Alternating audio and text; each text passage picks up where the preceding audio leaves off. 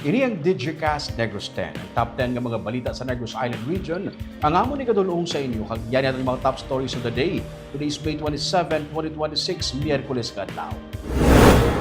Cloud seeding operation, target ipatuman sa una nga semana sang Hulyo. Negros Power nagapandam sa mga konsumidor sa posible pagsaka sa presyo sang kuryente. Patay nga dolphin kag pawikan nasapon sa bakong Negros Oriental. Bagyo, posible magsunod na sa PAR buwas nga adlaw. Kag sa good vibes, first-timer sa palarong pambansa nga Negrense, nakaset sa bagong record. Inatanan sa Digicast Negros X.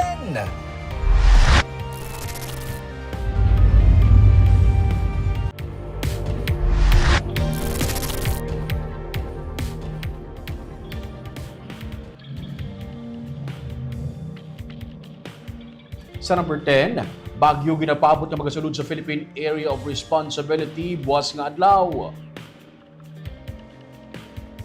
As of 2 p.m. ang tropical depression nga may international name nga Jangmi ang yara sa 1,280 kilometers east ng northeast Mindanao sagwa pa sa Philippine Area of Responsibility. May kabaskogon ini nga 65 kilometers per hour kag pangmadlos nga tubtub 80 kilometers per hour. Nagagiyo ini sa northwestward nga direction sa 20 kilometers per hour. Buwas sa gabi ginapaabot nga magasulod sa Philippine Area of Responsibility ang ini nga bagyo kag magatawgon bilang Domeng, ang ikaapat nga bagyo sa Pilipinas ini nga tuig. Pagsulod sini sa Pilipinas, isa siya ka severe tropical storm kag mahimo mangin isa ka typhoon nga category sa Sabado nga adlaw samtang yara sa Philippine Sea. Hindi maglandfall pero malapit sa extreme northern Luzon ang bagyo kag pabaskogon sini ang habagat nga magadalas ang ulan sa Visayas nakipna sa Negros Island region sa Sabado nga adlaw.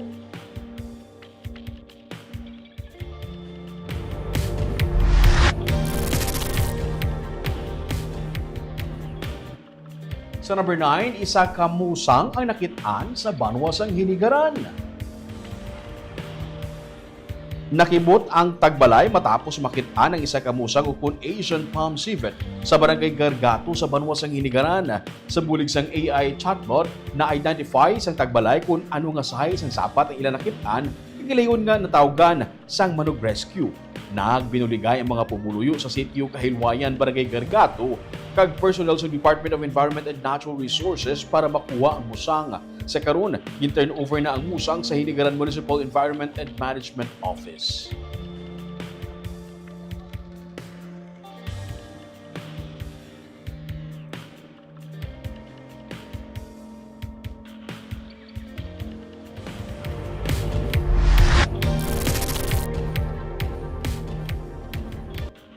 Sa number 8, isa kapatay nga dolphin kag isa pagid kapatay nga pawikan ang nasapuan sa baybayon sang bakong sa Negros Oriental.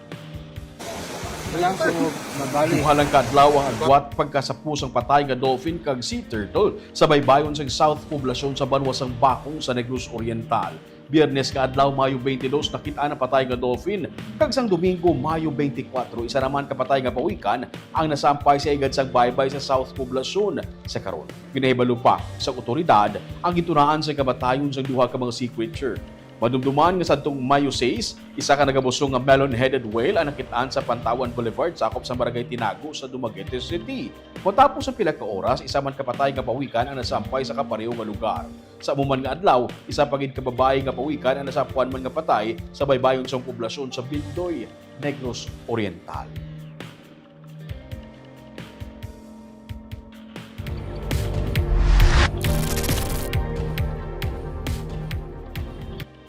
Sa number 7, may kapain sa tunga sa milyon ka pesos nga balon sa suspected shabu ang nakuha sa ginaligari sa Kapusher sa Bacolod City.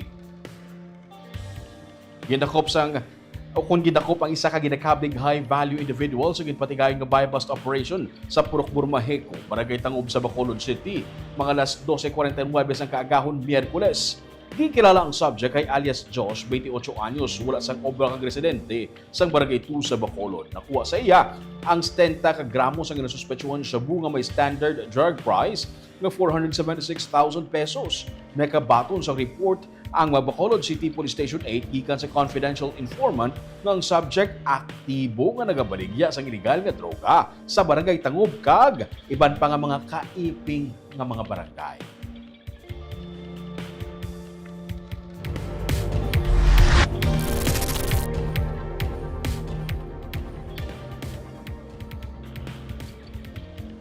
Sa number 6, isa ka babae nga nagapakuno-kuno pickleball player ang nakuhaan sa CCTV nga nagpangawat sa bag sang isa ka senior citizen nga nagahampang pa sa court suno sa PNP. Ang babae ang kabahin sa isa ka sindikato nga nagapang biktima sang senior citizen. Ma-report sa Richard Caballero. Makita sa ini nga CCTV footage ang pagwa sang isa ka babae nga nagadala sang backpack kag pickleball paddle. Sa unang nga tulok, masiling nga isa ka pickleball player ang babaye. Apang natukiban sa pagpangusisa sa pulis nga isa gali ining babae kakawatan nga nagapang target sa mga senior citizen. Suno kay Ferdinand Paul, ang bag kag pickleball paddle nga bitbit sang babaye ang ginapanag-iyahan sa iya amay nga senior citizen nga nagaintra sa First Negros Open Pickleball Club Tournament nga ginapatigayon sa isa ka court sa Barangay Takuling sa Bacolod City sang Domingo nga adlaw. Taga-Panay sila kag nangayaw sa Bacolod para sa ammo nga tournament. After sang game 2 niya sa tournament, mailis na siya tanay bayo. Tapos di niya na-realize nga wala na bag niya. So gintawag niya ako. So dali-dali, kuman kadto sa iya. Then sang na-realize namon, nagkadto ko sa mga event organizers. May CCTV footage. Kaya base, wala may player nga nagtalang lang bala or nagpareho sila bag. Basi nakuha niya lang accidentally. Pero mo to, sang check na mo ng CCTV, kawat gid sir. Kay pati ang iyang paddle bala, pickleball paddle, ginkuha. So, araya personal na ginayang pickleball paddle.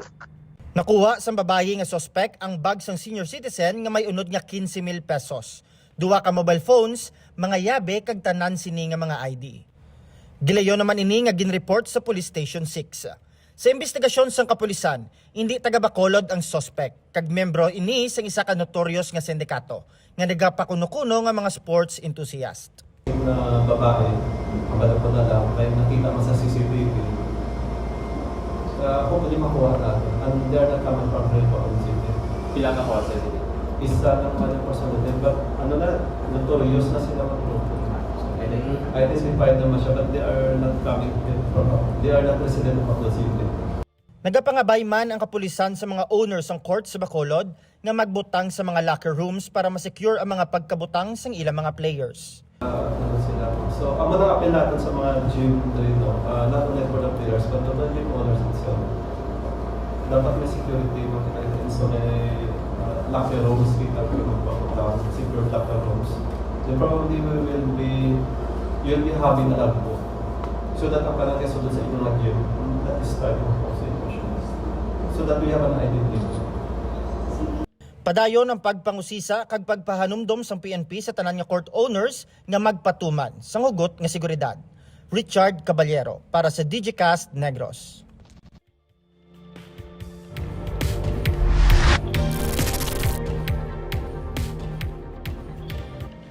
Sa number 5, dala sa pagpaghangkat sa ginapaabot nga El Nino, ang mga mangunguma sa idalom sang Bago River Irrigation System nagalaom sang patod na schedule sang water delivery kag distribution. Mga mangunguma nga sakop sang Southern District sang BRIS ang nagapanghanda na karon para sa bago naman nga cropping. Suno kay Pedro Limpango nga presidente sang Federation of Irrigators Association Central Negros Bago River Irrigation System, mga mangunguma nga katapo sang Irrigators Association gikan sa Valladolid, Pulupandan, La Carlota kag San Enrique ang nagapatuman na sang land preparation para makatanom. Mayo 1 pa nagbukas ang irigasyon sa ila. Sa Northern District naman suno sa kay Limpangog, patapos na ang ani kag sa June 15 naman bagasugod sang bago nga cropping.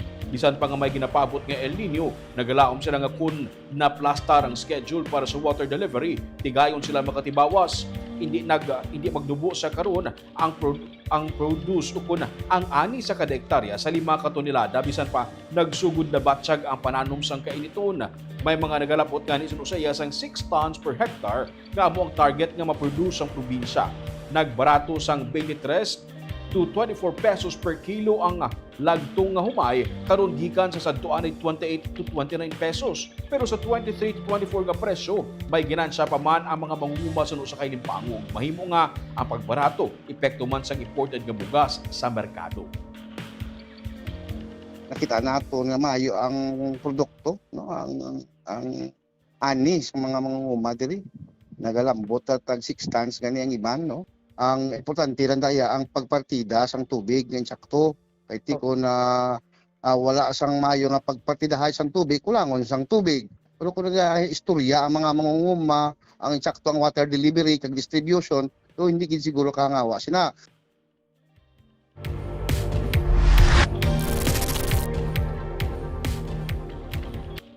Sa number 4, 55 million pesos ang ginpain nga pondo sa syudad sa Bacolod para sa pagbakal sa 8 ka mga bagong nga mga traffic lights.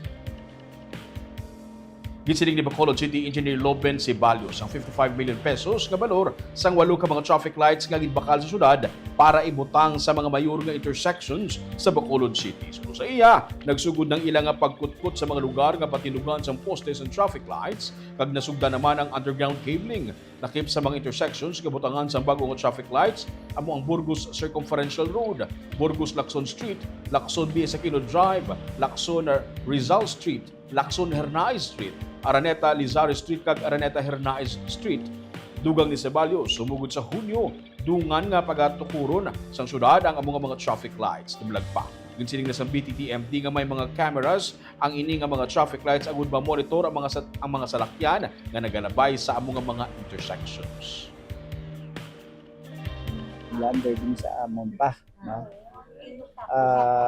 Siguro maka-install kami ni sa kay nakasugod na actually mga excavation naton ang mga underground yung mga preparations. Siguro ang sa mga poste kag ang mga luminaires base sa by June maka ano na to. I-check ko lang ang extent ang kalawig ang contract kay hindi ko dito.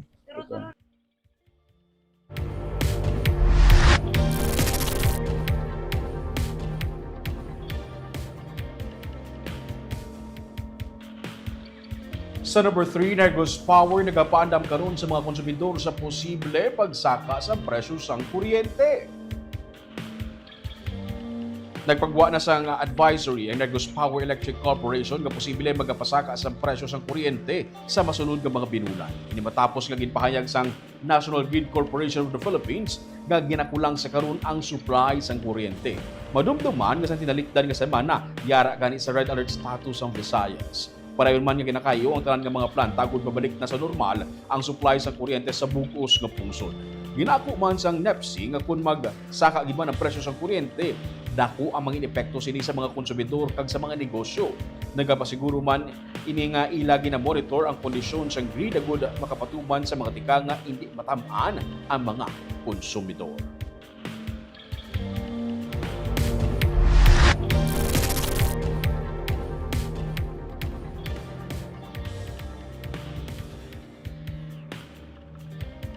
Sa number 2, ang Office of the Civil Defense Negros Island Region ang nagbisita sa site nga patukuran sang Taytay nga magakonect sa barangay Montilla kag makagahay sa Moises Padilla. Naguba ang spillway nga nagaangot sa duha ka mga barangay sa mag-igo santong Nobyembre ang Bagyo Matino. Kabahin sa rehabilitation program ang ginahingyo sang Banwa nga Taytay. Kritikal ini sa pagsinalayo sa mga pumuluyo sa lugar. Mismo si OCDNR Director Donato Sermeno III ang nagpanguna sa site inspection kag ginpatigayon santong Mayo 13. Ang on-site visit kabahin sa preliminary assessment para sa ginapropose nga Taytay nga nagabalor sa 250 million pesos. Sunod sa kay Mayor Ella Garcia Yulo, mas maayo kung makapatukod sa permanente nga Taytay. Ang resulta sa pagpangusisa maging kabahin sa technical documentation nga mo naman ang kinahanglanon para sa validation sa project sa national government.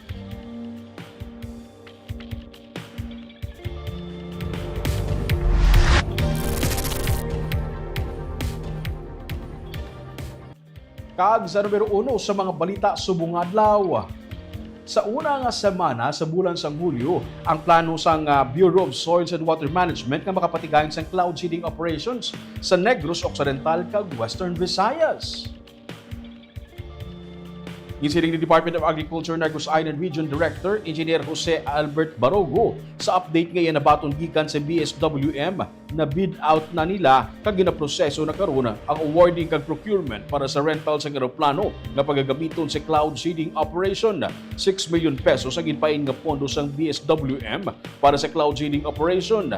Sa Bacolod magastation ng team suno sa kay Barogo kag kun mayara na sa mga panganod nga makitaan amo ang pagpalupad para sa cloud seeding operation nga target sa unang semana sang July. Suno kay Barogo, parayon pa sila nga nagahulat sang consolidated report sa kahalitan sang moisture stress o kuntuman nga kainit sa mga tanom. Ang Negros Occidental sa May 22 nga report sini ang mayara sang 16 million pesos kabalo sa kahalitan sa pananong tugas sa moisture stress.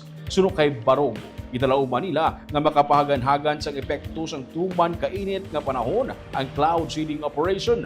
Tuyo nila nga malapot sang ulan sa cloud seeding ang mga watershed. July, first week of July, paasi amo nang gina-target nila nga maka-start na sing Sang cloud start na seeding. sang operation. Diri sila sa Bacolod Take off. Bacolod sila station monitoring sang clouds. Kung may clouds sa Panay Island, that's lupad sila. Kung may clouds sa Negros, lupad man di sila. Isa man lang ito purpose naton ang watershed tani. Amo na siya ang pinaka naton nga mapaulanan naton ang watershed kay para at least ang gid sang tubig naton sa mga irrigation facilities naton Ang saka. sources.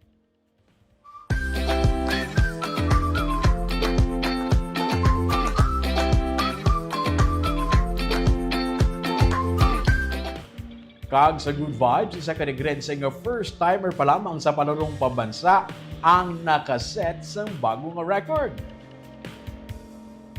Si Ashley Nicole Silvor, ang 12 anyos pa lang nga parte sa Negros Island Region nga team. Nag-set siya sang bagong record sa palaro sa iyang 1 minute .09 nga time para sa elementary girls nga 400 meter run. Sa pusang iloy ni Ashley, proud siya kay handong lang kuntari ni Ashley nga makahampang sa palaro. Pero naka-gold medal siya kag nakaset pa sa bagong record bisan pa nga wala pa siya mag-isa ka tuig nga naga-training. Sa partial and official medal tally sa palarong pambansa 2026, subong nga adlaw as of 1 p.m. Ika-4 ang ranking sa Negros Island Region nga may 6 ka gold, 4 ka silver, kag 2 ka bronze. Una sa ranking ang National Capital Region, ginasundan sa Calabarzon Region 4A, kag rank 3 ang Western Visayas.